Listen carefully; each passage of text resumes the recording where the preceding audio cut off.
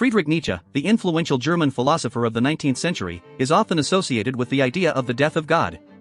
This concept, central to Nietzsche's philosophy, raises the question of whether he believed in God or not. Nietzsche's rejection of traditional religious beliefs and his advocacy for a revaluation of values have led many to believe that he was an atheist. In his writings, he frequently criticized Christianity and the concept of a higher being, suggesting that the idea of God was no longer relevant in the modern world. One of Nietzsche's most famous statements, "God is dead," is often cited as evidence of his atheism. However, it is essential to understand the context in which Nietzsche made this statement. He was not proclaiming the literal death of a divine being but rather the decline of belief in such a being. Nietzsche believed that the advancement of science, reason, and human autonomy had led to the erosion of religious faith and the collapse of traditional moral frameworks.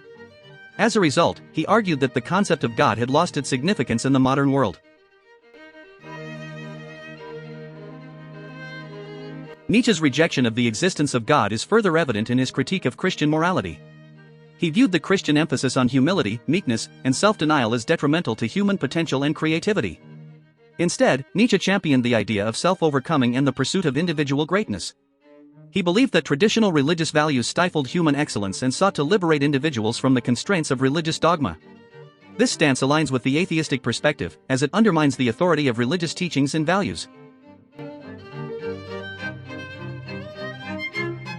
In his work Thus Spoke Zarathustra, Nietzsche presents the figure of the Übermensch or Overman, who represents a new ideal of human existence beyond the constraints of traditional religious beliefs. The Übermensch is a self-realized individual who creates their values and lives authentically, free from the influence of external authorities. This concept not only challenges the notion of a divine moral order but also reflects Nietzsche's rejection of the need for a god to guide human conduct. By promoting the Übermensch as the pinnacle of human potential, Nietzsche distances himself from theistic beliefs and underscores his atheistic stance.